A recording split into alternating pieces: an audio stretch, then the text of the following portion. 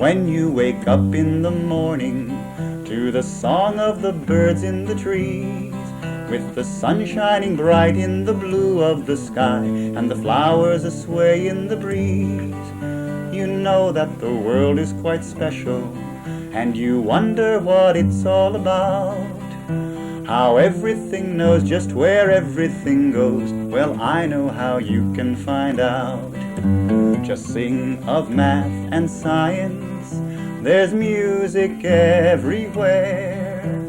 Mother Nature has a gift that everyone can share. That you have one mixed number that you have. How can math and science teachers help students with limited English proficiency succeed in their classes? How can teachers of English as a second language collaborate with math and science teachers to improve the learning opportunities for their students? Researchers from the Center for Applied Linguistics visited schools across the country, looking for innovative and effective methods of teaching math and science. We looked for teachers who incorporated language development activities into their curriculum, and for schools that fostered coordination between ESL teachers and math and science teachers. In the face of national concern over the quality of math and science teaching in America's schools, we were pleased to find numerous classrooms of enthusiastic students totally involved in learning the subject matter and communicating effectively with their teachers and fellow students.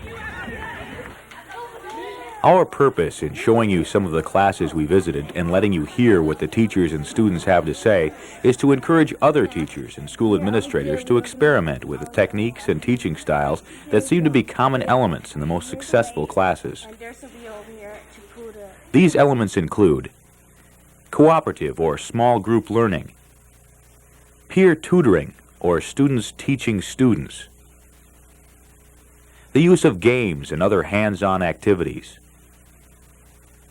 sensitivity to the learning requirements of each individual student, patience and encouragement in the development of language skills, and cooperative teaching, especially in the integration of math and science with language.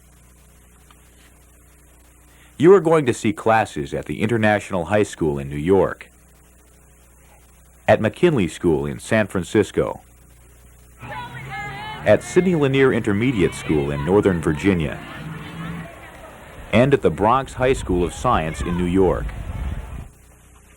At the International High School at LaGuardia Community College, we have a student population of 420 grades 9 through 12 from 40 different countries, speaking 32 different languages.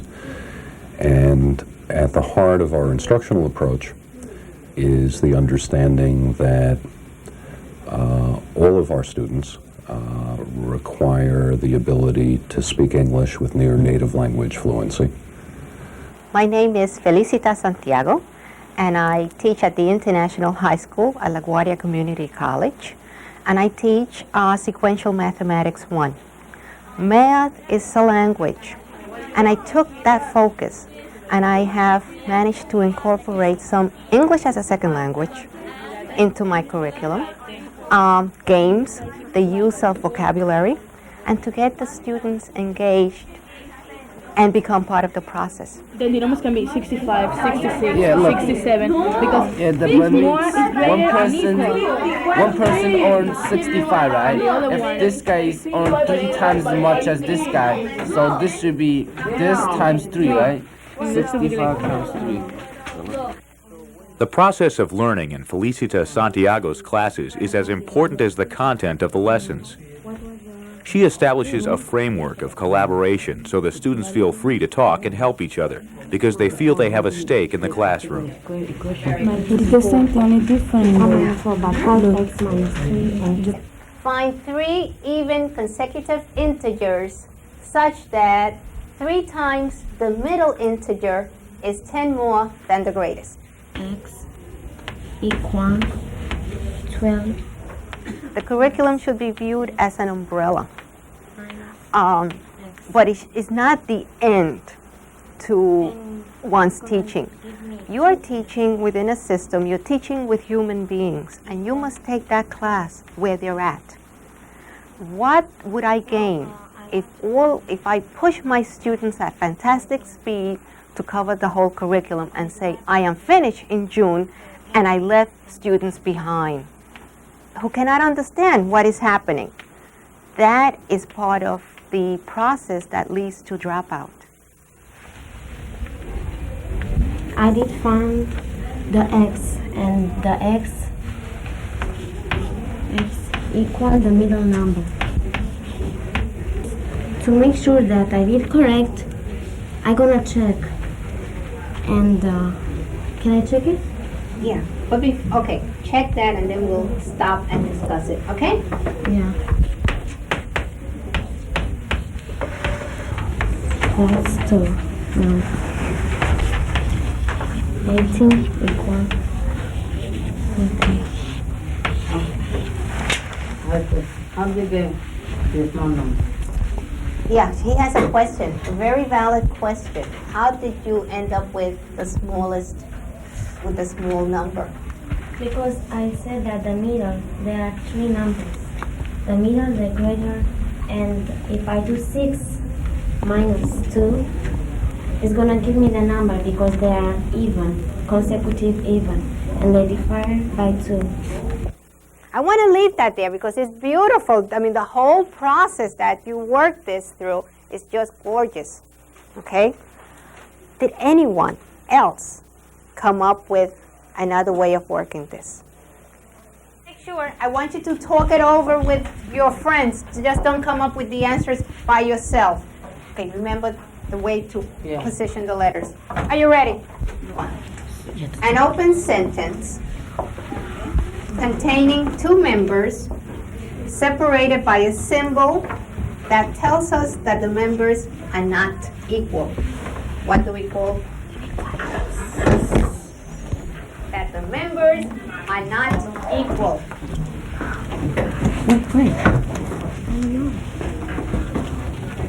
An open sentence separated by a symbol that tells us that the members on each side are not equal. We got it. No. I got it. Inequality. Okay.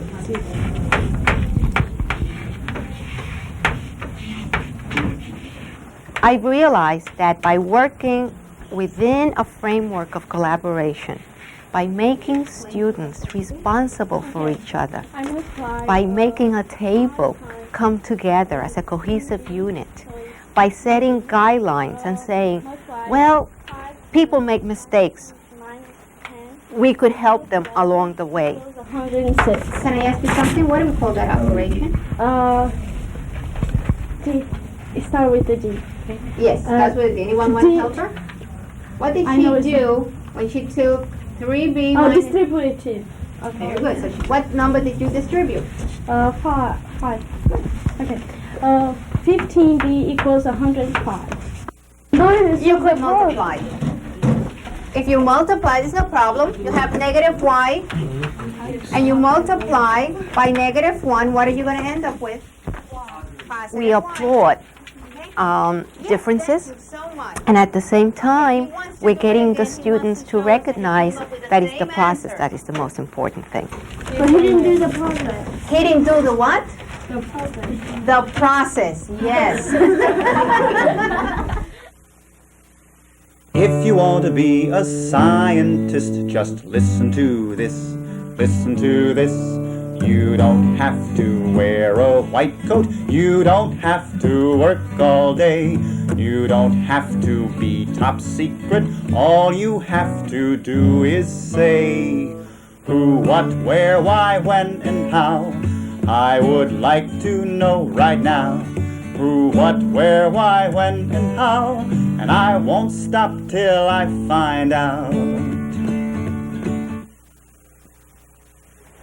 The science classes of David Hershey at the International High School provide the most consistent approach to non-directive teaching that we observe.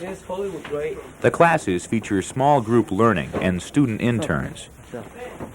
There is an underlying structure and system of management in these classes that may not be readily apparent, but that encourages students to take a lot of responsibility for their own learning and motivates them to get the work done. The sign-in process is a very important part of what we're doing because it does two things. First, the student takes their attendance on their own, and if they come in late, they need to change the absence to present, which indicates a lateness. And it removes me from the traditional teacher role as watchman. There's another interesting part about that sign-in process and the structure is that the first people who get there that day get the table. So that if somebody was working there yesterday, and if they come up late, the table will be gone. There's a little bit of scarcity about the number of spots for experiments. And that's good because then they come to class earlier just to sign in. So it's another example of where there's a structure that has an effect that you want. A ver, if each is suspended from the same sentence,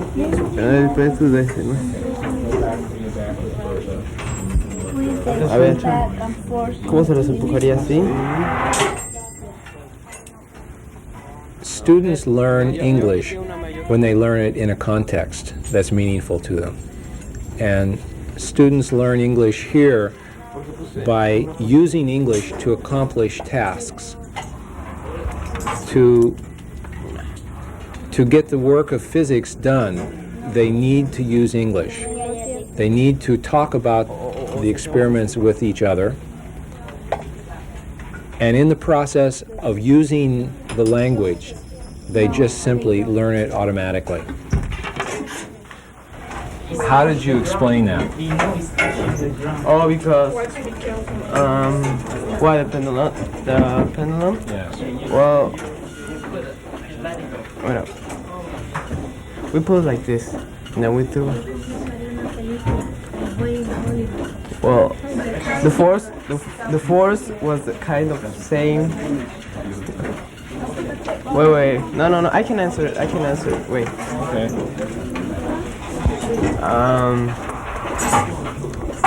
It was the same force, when we threw it. Luis?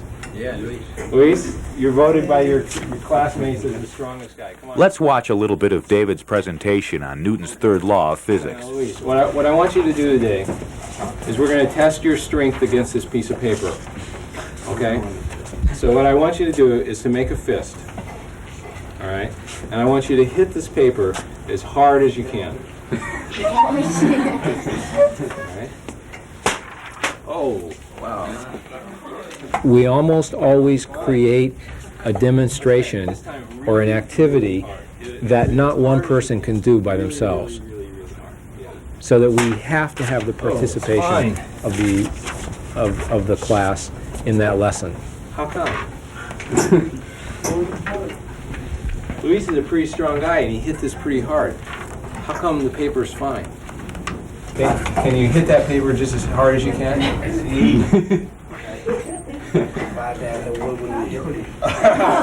You're right. Yeah. So now what's the difference here? I'm not going to let him break his hand. If he hit the paper over against the wall, we all know what would happen, right? But the question is why? Yes. Maybe it's because the paper doesn't have resistance. Sophia, when you say that the paper doesn't have resistance, I don't know. There's almost no force. Like if you were holding the paper like this, you're doing like force from both of the sides. That's right. If you held the paper just the way you were showing us, show us again with your book. If you held the paper like that, what you would be doing is keeping the paper from moving. We need to start to examine, there's something very different about the paper making a force on Luis's hand than the wall making a force on Luis's hand. And Newton was the first one to really figure this out, what was going on. So Jack, instead of hitting the wall, why don't you just lean up against the wall? Are you pushing on the wall, Jack? Yes. Yes. So there's two things happening. That not only is Jack pushing on the wall is pushing back on Jack. And now normally we don't think about as walls being able to push on things because they're not live objects. We don't see them move around. But as soon as Jack starts to push on that, the wall starts to push on Jack. And Newton was the first one who connected this all together. How would you say it, Giovanna? I will say that if something cannot be touched without being touched, like if something is pushing on you, that something will push against you again. That's right. That's very nicely put, that you cannot touch something without being touched. In fact, that is really what Newton's third law is about. One more time, harder. How else do you can? It's best. Does something happen with the paper? No. One more time, come on, really hard.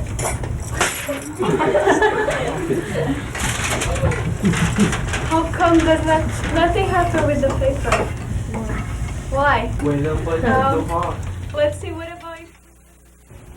One of the things that makes this particular program work as well as it does now is because of the teaching interns. That they, students respect them, students like them, and students feel comfortable about asking them questions, and they can answer those questions as well as I can. Do you know the difference between doing the paper without the wall and putting it to the wall? I'm Judith Christensen, a resource teacher here at the Exploratorium in San Francisco. We are part of the Science at the Core program, which is a program with the Lawrence Hall of Science, the Exploratorium, and San Francisco School District middle schools. Science at the Core wanted to effect a major change at the middle school level in San Francisco. And to do that, we recognized that teachers often feel isolated and out of touch with programs and other teachers who could help them directly. They're also overworked, and so sometimes they don't seek these opportunities. Our program consists of working with teachers, having teachers work with each other, going into the classroom and developing hands-on activities and strategies for making those hands-on activities really work in the classroom. Color is green, tastes like powder, it's slimy. One of the things we're trying to emphasize is higher thinking skills. We want kids to be able to observe, to analyze, to quantify, and then to make a synthesis out of it, to be able to discuss it. Go away? Yeah, you squeeze from the bottom and move away from your hand. Oh, when you move the oblique, it moves away from your hand? I'm Bonnie Coffey-Smith.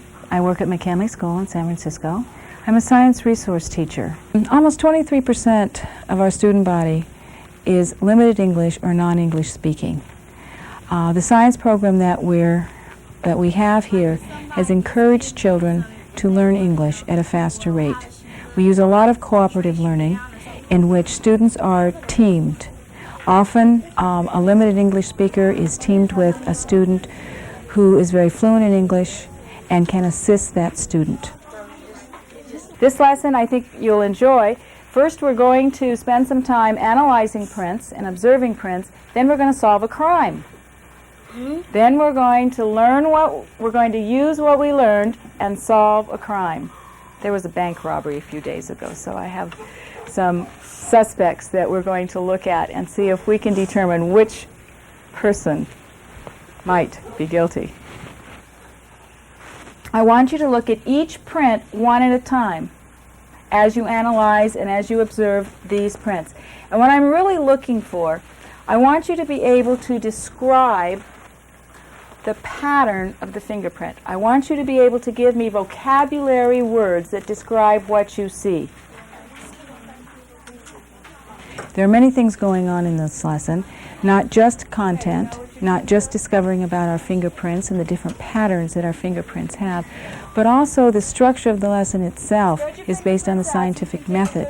That science is a process, it's a discovery process. It's a process in which students have something to observe, they make their observations, their observations are not criticized but encouraged, the language for that activity is encouraged, so that they discover on their own, in their own words, at their own conceptual level. Similar pattern about any of the fingerprints. Let's discuss for a minute what you saw. I'd like you to tell me some words that describe the patterns that you observed in the fingerprints. Jenny? Arches. Arches.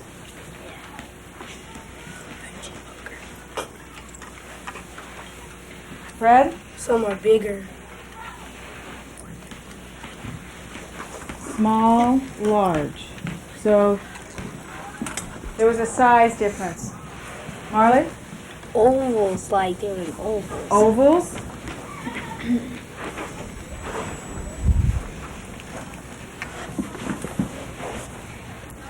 Iris? Some were bigger than,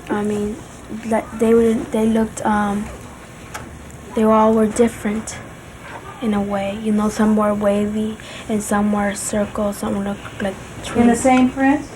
They were Okay, different. so some were wavy, some had circles. They were different. They were different. They were all very different. I'm going to read what we have. There was a difference in the darkness and lightness, some of the prints. Circles, whirlpools, waves, ovals, bean-shaped, cuts, arches. There were small and large prints, different shapes, S-shape. What I'd like you to do now, and some of you have already started this, is to group these in groups. See if you can put the ones together that seem to go together. They have similar characteristics. What about this one? Would that fit in that group, or should that be put into another group? I think this has a circle. Does this one have a circle or bullseye like these?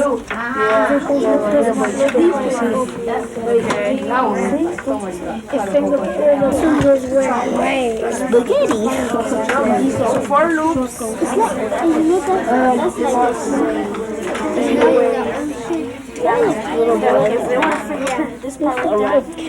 Take a close look at this fingerprint. And some of you describe this fingerprint as having waves. Okay? The official name is arch, and I think someone even used that word. I think Jenny used that word, arch.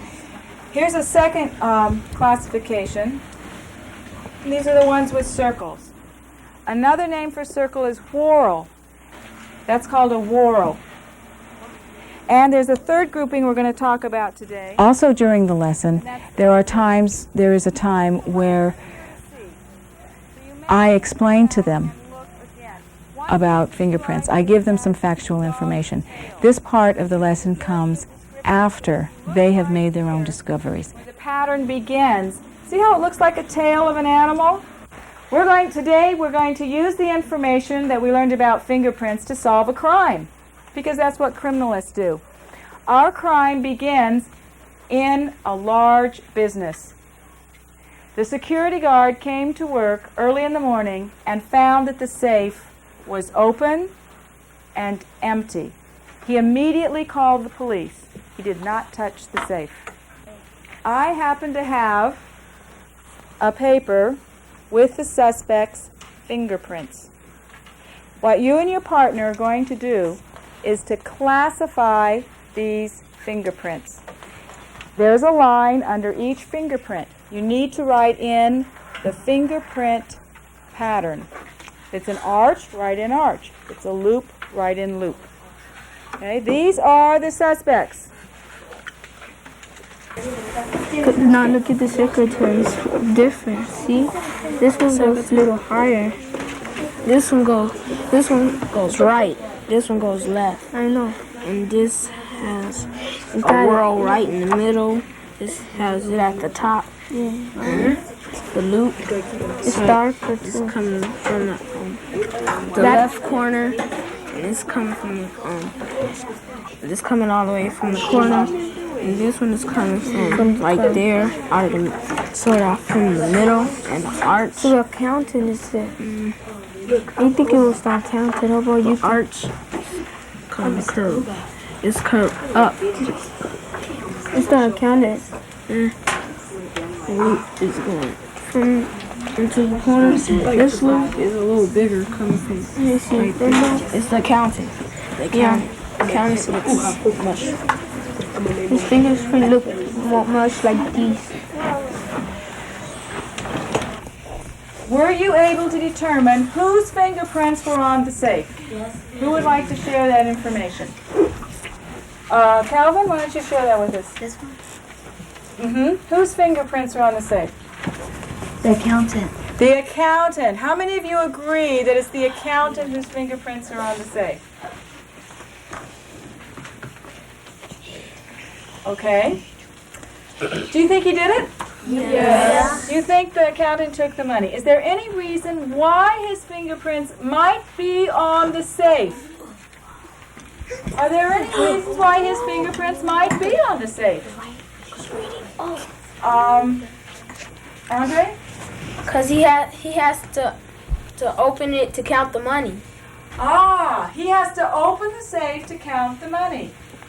If you were going to commit a crime, like robbing a safe, what precautions would you take about your fingerprints? Renee? Wear gloves. If you intentionally were going to take money from a safe, would you wear gloves? Yeah. Yes. Probably. So can we really conclude that it was the accountant? No.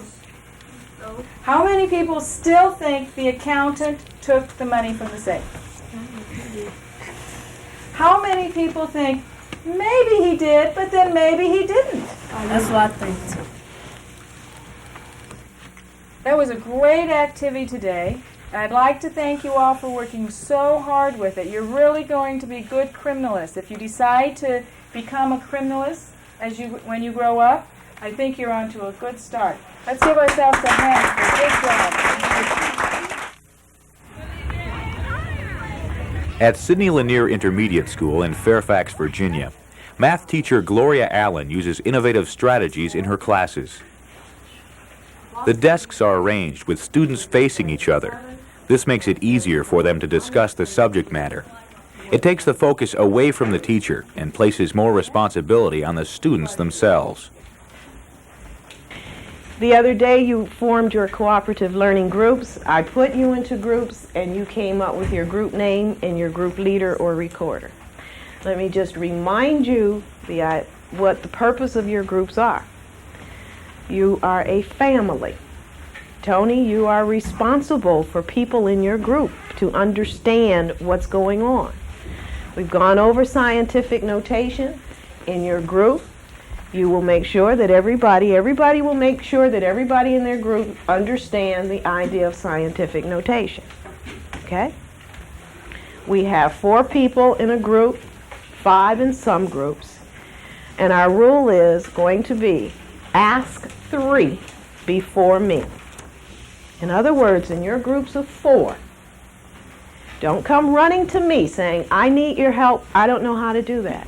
You must have asked 3 people in your group to explain it before you ask me. So let's keep that in mind. Ask 3 before me. Okay? The Boneheads. Big Daddy's crew. The Eric family. The Gotcha Gods. The Posse. And the Anonymous. Those are our group names. So you will get into those groups now and work on this assignment. Okay, the Boneheads, let's make sure we have 6 distinct groups. I don't want groups overlapping. Boneheads over here, Big Daddy's crew over here, the Eric family over here, Gotcha Gods here. 1, 2, 3, 4, 5. When I group the students so that I have different ability levels within the group, it forces the less capable student or less able student to do his share. With the more able student who generally likes to work alone, it forces them to use their knowledge and to share their knowledge with the other students.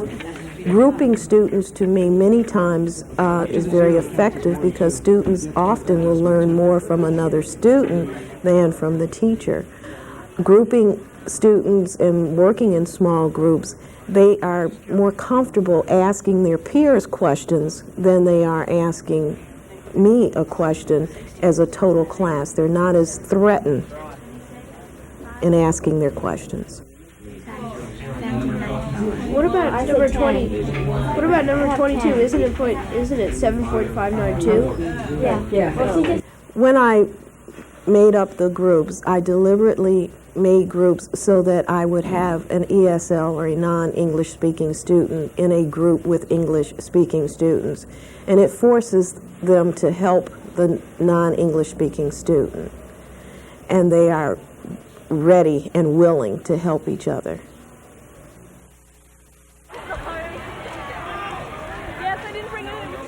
Andre, the first one, please. Select a partner. Judy Engel is a mathematics teacher at the Bronx High School of Science. Sean, come up with the second, please. You may select a partner to work with. I love my subject, mathematics, but that's not my major focus for my students. I would rather take more time to have students interact with each other than to quickly go over problems and cover many problems per lesson without the active involvement of the students. Okay, I feel that students can teach each other, and I feel that students, that more confidence on the part of teachers must be placed in students, that we need to have faith in our students. that in a true conditional, if the Judy Engel uses a technique in her classroom called SQS, students questioning students. antecedent would also be false. That's correct. So how can we conclude that not R is true?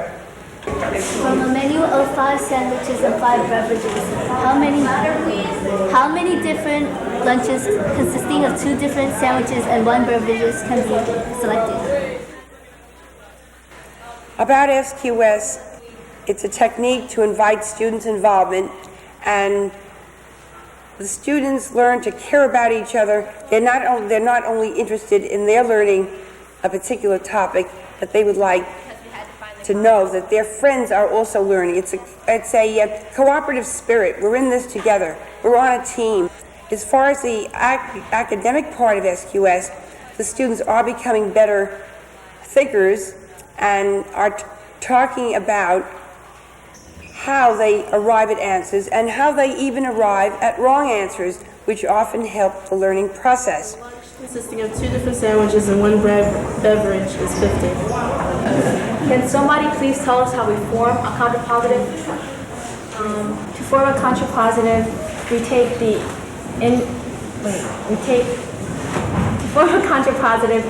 inverse of the converse or the converse of the inverse.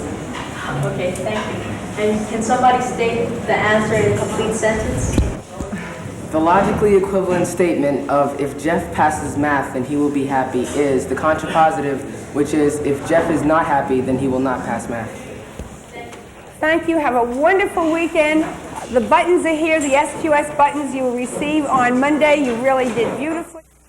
We're in a stage now where teachers have a little bit more power and the ability to maybe change things. And I feel that we have to study very carefully what's happening within our classrooms and have the flexibility to make those change, to be willing to take a risk. Okay, some of the things may not work out, but just to try. Because I think when things do go right, the process is beautiful. Learning is beautiful. And not only does the student learn, but also the teacher. Imagine if you were a wizard with magical powers to see. If you follow the path of both science and math, a wizard is what you will be. You know that the world's full of secrets. Math and science can show them to you. They're musical, magical, comical, tragical, wishful, and wonderful too. So sing of math and science, there's music everywhere. Mother Nature has a gift that everyone can share. So if you are sad or you're lonely, thinking there's nothing to do, the world is so boring you feel like snoring, here's a suggestion for you. The planets are dancing above you to the song of the clouds and the wind. The trees harmonize with the birds in the skies, and anytime you can join in. Just sing of math and science, there's music everywhere. Mother Nature has a gift that everyone can share. Mother Nature has a gift that everyone can share.